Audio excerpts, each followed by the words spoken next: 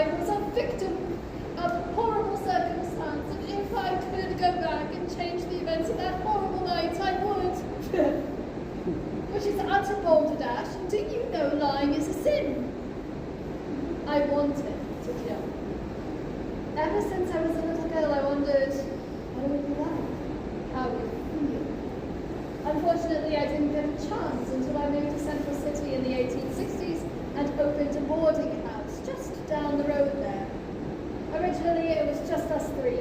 Myself, my darling daughter Ellie,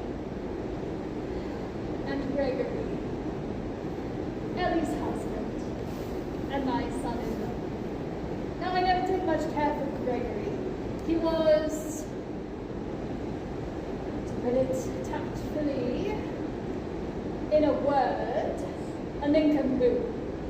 But he made my daughter so very happy that I bit my tongue and dealt with it.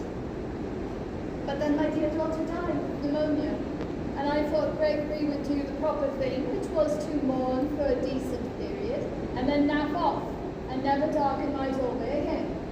What do you think Gregory did? He stayed, always underfoot, always getting under my skin with his slovenliness, his talking, and his breathing.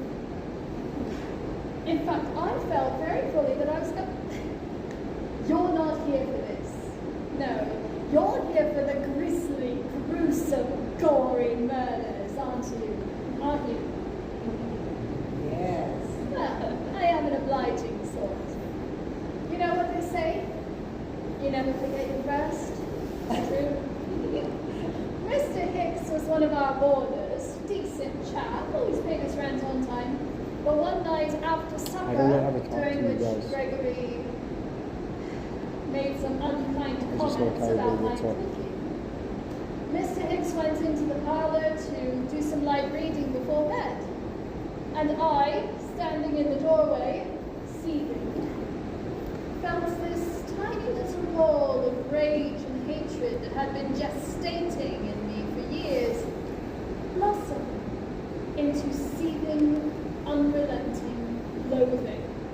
And before I really knew what I was about, I had crept into the parlour with my coal shovel. Her name's Delilah. And I crept up behind Mr. Hicks and gave him such a good crack on the back of the skull that he tumbled out of the chair. And I continued to thump him until long after he had ceased to move.